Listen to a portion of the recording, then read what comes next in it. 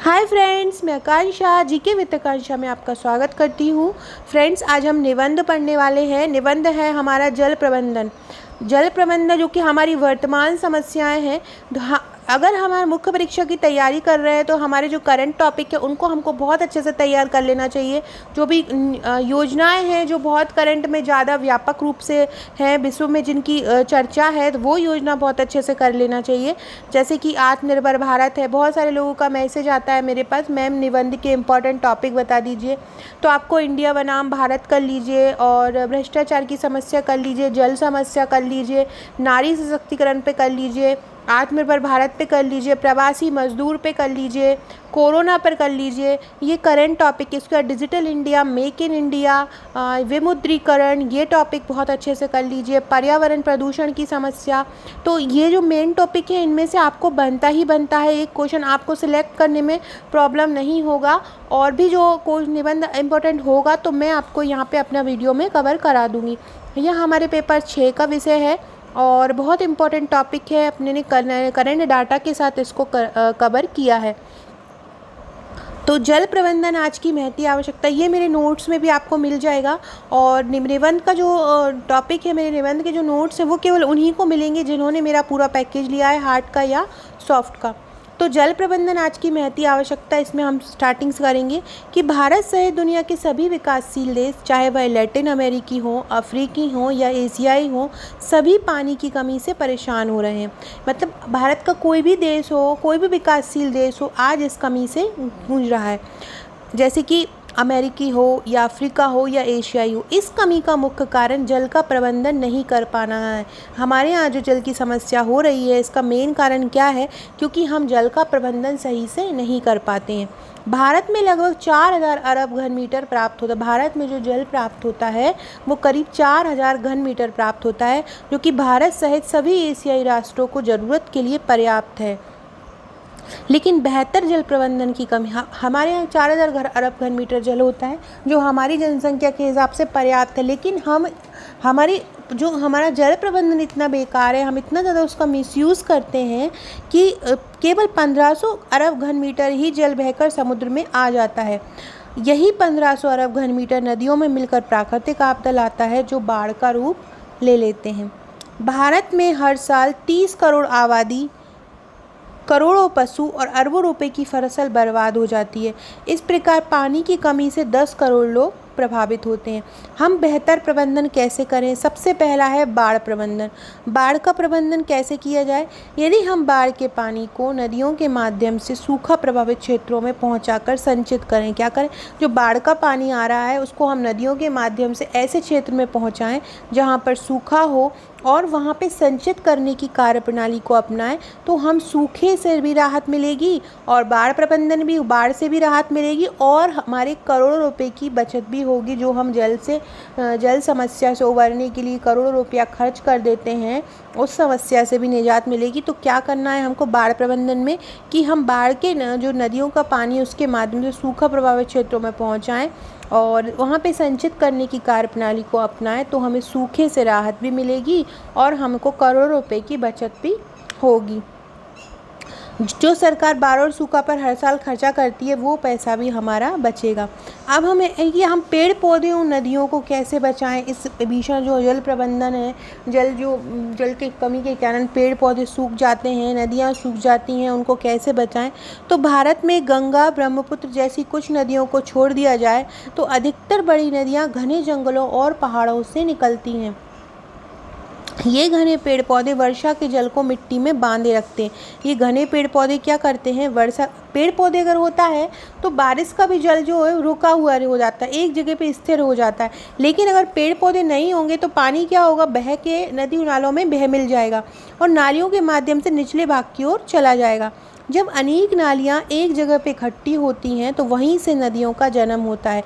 जैसे कि आपका बाज़ बिसन होता है तो बहुत सारे पानी कचरा वचरा इकट्ठा हो जाता है यहाँ पे। ऐसा ही नदियों का होता है कि सब छोटी छोटी नदियाँ जो हैं बड़ी नदियों में आके मिल जाती है। बड़ी नदियाँ जो है वो सागर में, अरब सागर और बंगाल की खाड़ी में जाके मिल जाती हैं। लेकिन कुछ दशकों से कुछ नदियाँ, इन नदियों उद्गम स्रोतों के पास पेड़ों का बहुत ज़्यादा कटाव हुआ है। अब पहले क्या होता था, नदियों में मिल जाता था, अब पेड़ों का कटाव हो जा रहा है तो नदियों में नहीं आ रहा है पानी, जो पानी है वो नदियों में नहीं आ रहा है, और जिसके कारण जो पानी है उसका वेस्टेज हो जाता है। इसके कारण नदियों को प्राकृतिक जलाभा लगभग समाप्त हो, जो नदियों जो सदाबहानी रहती थी, नदियों में हमेशा पानी होता था, तो वो जो पानी है वो समाप्त हो गया है और नदियाँ सूखे की कगार पर हो गई हैं।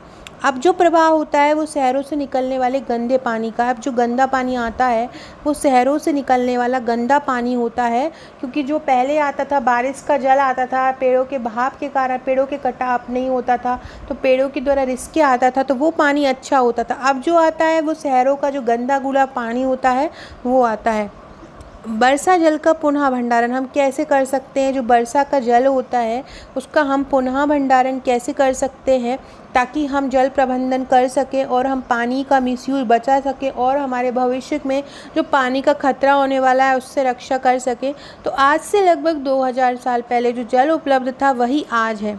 हमारे यहाँ जल की कोई पहले और आज में कोई कमी नहीं हुई है, क्योंकि पानी हमारा नेचुरल है और जो जल है बारिश के द्वारा ही आता है, शुरू पुरातन हमेशा से ऐसे आता है और पहले भी पानी उतना ही था और अभी भी उतना ही। हाँ, बस ये कह सकते हैं कि अभी जनसंख्या ज़्यादा है, लेकिन आज जनसंख्या बहुत ज़्यादा है। तब पृथ्वी की आबादी आज का 1% थी। आज से 2000 साल पहले अगर जनसंख्या देखें तो वो आज का केवल 1% थी। एक समय वर्षा को जल को रोकने की स्थायी पद्धति काफ़ी लोकप्रिय थी।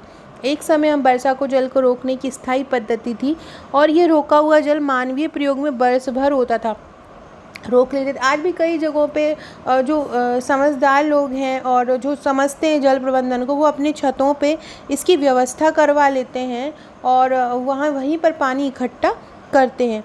इनमें बावली बहुत ज़्यादा लोकप्रिय था। जो मानवीय प्रयोग में वर्ष भर होता था उनमें एक बावली थी, बावली आपने सुना होगा, वहाँ पे इकट्ठा कर लेते थे पानी, तो वो बहुत ज़्यादा लोकप्रिय था। लेकिन समय के साथ इस पद्धति का जो स्थान है वो ट्यूबवेलों ने ले लिया। पहले क्या होता था, पानी इकट्ठा कर लेते, वहीं से खेत में जाता था, वहीं से सभी यूज़ में आता था। लेकिन अब उसके बाद लोगों को आराम चाहिए था तो उन्होंने ट्यूबवेल का यूज़ ले लिया। पर ट्यूबवेल से मानव ने केवल पानी उलीचना सीखा, उसने वर्षा जल से रिचार्ज करने का कोई प्रयत्न नहीं किया, क्योंकि आज का मानव केवल मेहनत करना नहीं जानता है।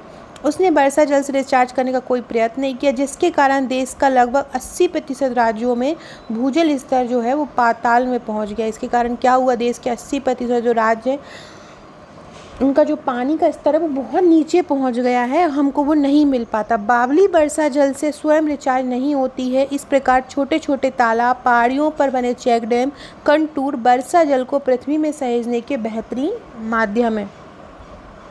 जल का पुनः उपयोग कैसे कर सकते हैं। भारत में 1947 में जल की प्रति व्यक्ति उपलब्धता 6000 घन मीटर थी और आज 1600 घन मीटर। क्योंकि आज जनसंख्या बहुत ज़्यादा है। ऐसे में जल का पुनः उपयोग ही एकमात्र विकल्प है। यह मनुष्य को पर्याप्त मात्रा में जल उपलब्ध कराता है। क्या, वर्षा का जल।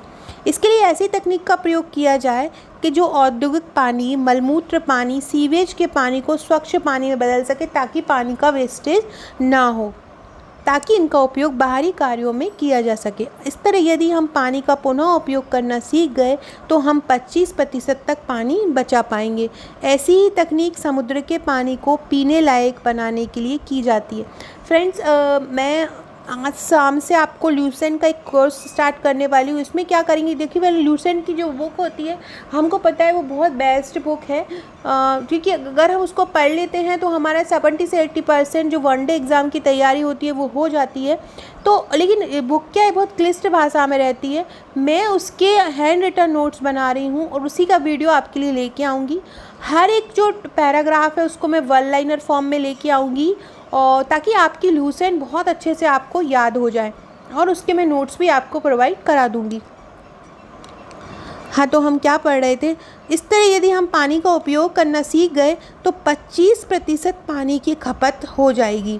ऐसी ही तकनीक समुद्र के पानी को पीने लायक बनाने के लिए की जाती है। बेहतर सिंचाई तकनीक। भारत में पानी का सबसे ज़्यादा प्रयोग काय में होता है, सिंचाई में होता है, लेकिन हमारी सिंचाई तकनीक बहुत ज़्यादा पिछड़ी हुई है, जिसके कारण हमारी 60% ज़मीन बिना फसल उगाए पड़ी रहती है।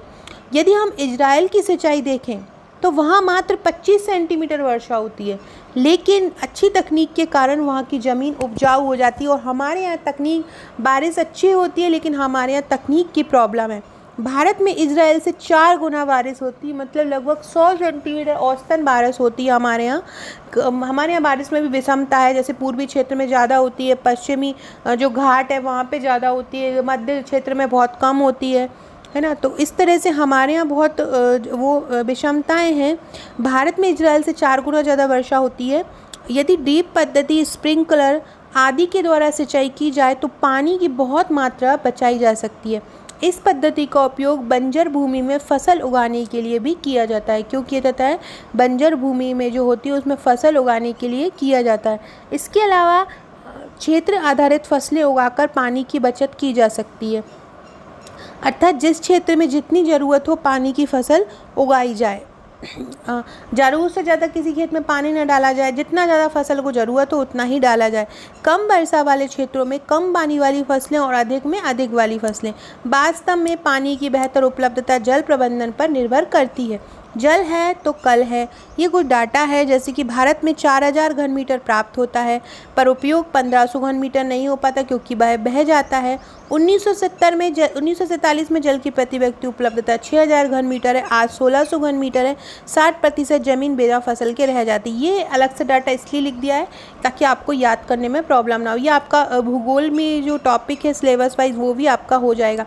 फ्रेंड्स, ये मेरा पैकेज स्टार्ट करने वाली हूँ। प्रीलिम्स के लिए वस्तुनिष्ठ संग्रह रहेगा, इसमें 20,000 प्लस प्रश्नों का समावेश रहेगा। लूसेंट और घटना चक्र का इसमें पूरे जो टॉपिक है वो संकलन किए रहेंगे। इसके अलावा ये जो टॉपिक है इन सभी सब्जेक्ट का नोट्स रहेगा।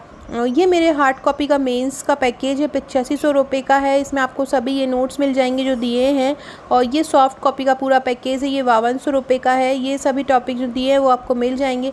फ्रेंड्स, ये मेरे व्हाट्सअप के पेड ग्रुप हैं। जिस सब्जेक्ट का आप नोट्स लेते हो उस सब्जेक्ट में आपको जोड़ दिया जाएगा और वहाँ आपको मेंस के एग्ज़ाम तक, मेंस 2019 नहीं, मेंस 2020 तक के एग्ज़ाम के लिए आपको जोड़ा जाएगा।